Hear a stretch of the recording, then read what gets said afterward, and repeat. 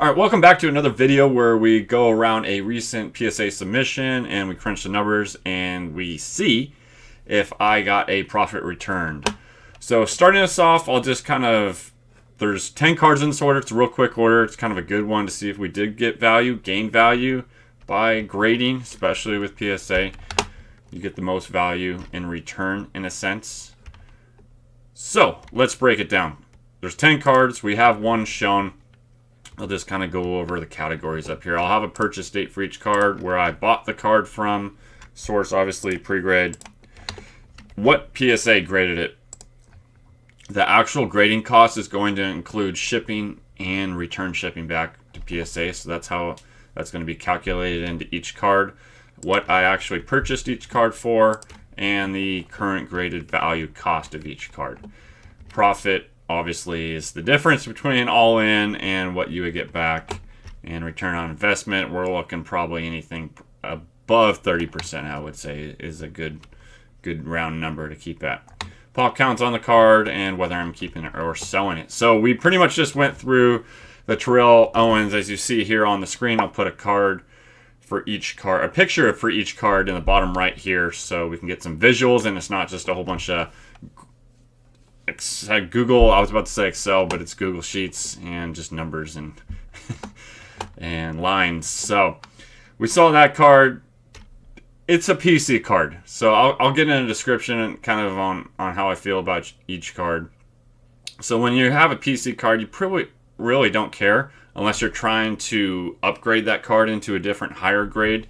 I'm just starting out. I don't have this card. It was a good enough card to send in, so if anything, I got $5 value out of it. That stuff doesn't care to most of us if it's for the PC, and then you look to build upon that. So really simple there.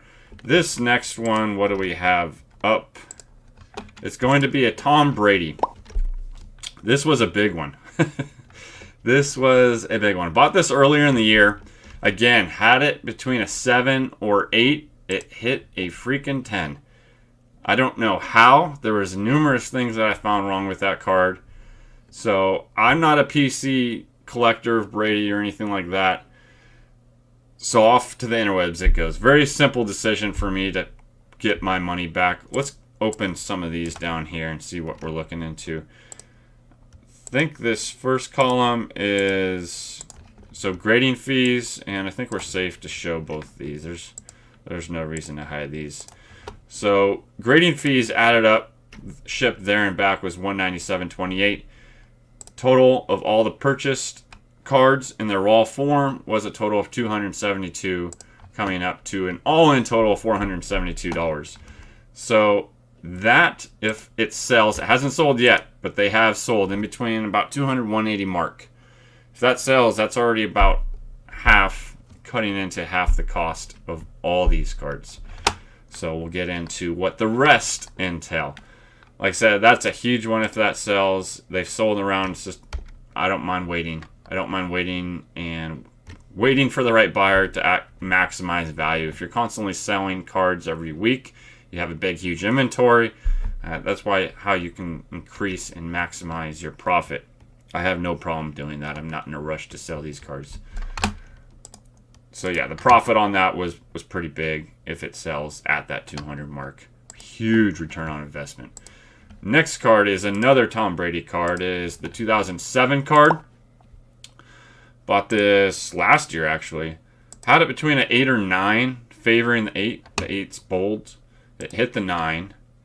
Bought that card for $12.72, pretty cheap card. 35, so we're breaking even at that point. And you can see these cards, they're plentiful. Obviously, everyone wants a 10 because there's nothing higher. But you can see any Tom Brady card is going to have, especially the base, it's going to have a big pop count. Next card on the list, is it PC stuff? Yes, it is. The 99 second year Randy Moss refractor. Had it pre-graded as an 8. A lot of these, I would say, yeah, typically 96 through 2000, 99. The refractor finishes start to decay over time, I would say the easiest term. They just get really bad, start cracking, fading, rubbing off. The whole chemical compound starts to go out the window. So it's hard to find some of these in good condition nowadays because of that. I bought this card. That's about an average price. I did buy it a little different time in the market than it is today, obviously. But I think they're still hovering around that $50 mark. Graded value, found one I believe that sold for around $85 on bids.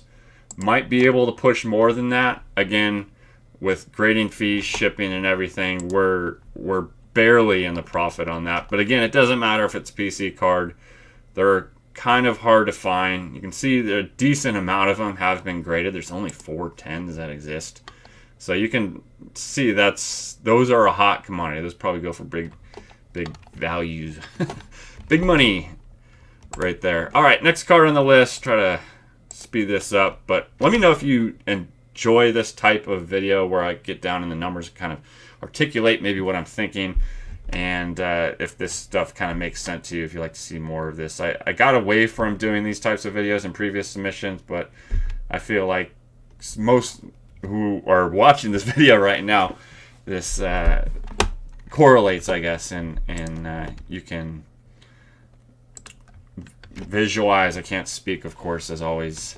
Get an idea. You can relate. There we go. There's the word I was looking for. Relate to what I'm saying here. Easy card. I was planning on getting rid of this Eli Manning. Bought it earlier in the year. Had an 8 or 9. It hit the 9. So we're basically losing money. I was going to say that card went pretty high for whatever reason. I feel like I have a safe search for Eli Manning refractors, and I feel like this gold was one of the few that hit the market and hasn't been on the market in a while. They are numbered to 75, so they're a little hard to find. So there's definitely following. It already sold at that $40 mark.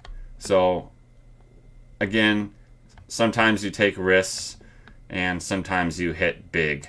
So again, I haven't sold this card yet, this Brady, but you're always kind of banking on a few surprises, and it always helps out to kind of rebuttal the negative costs. You're always going to probably eventually have multiple cards that go in the negative on every submission. Next up, another PC card. We won't stray too long on this. It's like a $30 card, and the value of a 9 was just needing to get it slabbed up. I'll be looking for a 10 in the future. Next card we have is another PC card. So this is numbered at 10. This auto from last year, Mosaic of Anquan Bolden. It probably will make the cut of entering the top 10. I am definitely on the fringe of having to expel several cards of Anquan Bolden, or if I get that number to keep that number at 15 or something. I don't know what I'm going to do there, but I have a pretty solid collection of Anquan Bolden going on. It's not a high value card, but it is an auto of his, and it's a newer product. It is what it is. It's not a bad looking card. I can relate to it. All right, moving on. That's why I picked up that card in case. I didn't really get into ideas of a lot of this is just kind of common sense or PC stuff, if that makes sense. Another Anquan Bolden. It hit the 9. I had it between a 9 or 10, so it had a possibility of gemming. If it gemmed, I probably would keep it. I like to keep my 10s. I'm not one of those that sells the 10s and keeps the 9s because there's barely difference.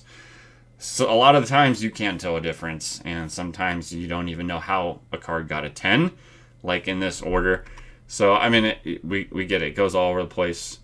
PSA sometimes isn't as accurate or understanding with your grades that you get in return compared to maybe some other grading companies. It is what it is. But, we're losing money on this. It's a $30 card. I also have already sold this card. I do remember. All right, second to last card is going to be the Tony Gonzalez Gold Refractor in 2008 Topps Chrome. Again, these last 3 cards I had between the 9 or 10. It hit the 9. I purchased that card for almost $30, and I sold it literally for what I bought it for, and then some. I mean, granted, I had to pay shipping, taxes, fees, and there was shipping not included in that cost. So yeah, lost money on that. Again, another one that you're losing money on, but again, you have to take risks. I thought it, if I hit a 10, that's a whole different story. That line completely changes. If this card is a 10, it's in the positive. It's good money, as we would say. I don't know who we are or why I would say that, but where that came from. Last card, PC card. I can't remember where I picked this up. It had to be a card show because I didn't have this in any purchase history on eBay. But hitting a 10, they didn't even have this rusted parallel. A lot of these cards are actually not numbered, and this is the only one that I could actually find that is numbered. I believe there's maybe a couple other parallels that are numbered, but a lot of them you find are not numbered. I won't stick too long on this card, but good return, as you can see. Almost, I just put a round number of 100. It might be a little less, maybe more, depending on, but it's not going up for sale. Off to the PC it goes. All right, so let's check out total graded value. This is $706. This is the stuff that everyone wants to see, how much you made. I guess people like to see the total value. If I can highlight all this. I do have for you eBay lovers a little bit, throw in 13% fees after this total value.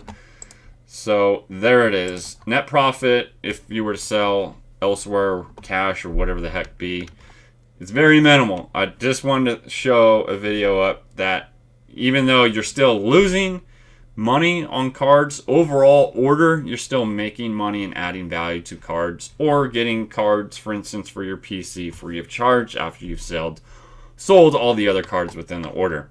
So ideally, after fees and everything, we're hitting about a $200 return on profit there, which is at 61%. So just wanted to get this video up. It's always fun to look at the numbers, and if you're, keeping them tracked and everything for documentation, it's fun to I guess break down each order by order. And I do this for every single order that I do. Also thinking about maybe just putting this up. Maybe this might be used for some of y'all. Let me know in the comments below if you want me to throw this Google Doc sheet, if there's an interest for having something like this for your orders. So thanks for watching. If you made it this far, I greatly appreciate it. Y'all take care. Look forward to future grading videos like I've mentioned coming up with PSA. There's plenty more to come. Have a good one.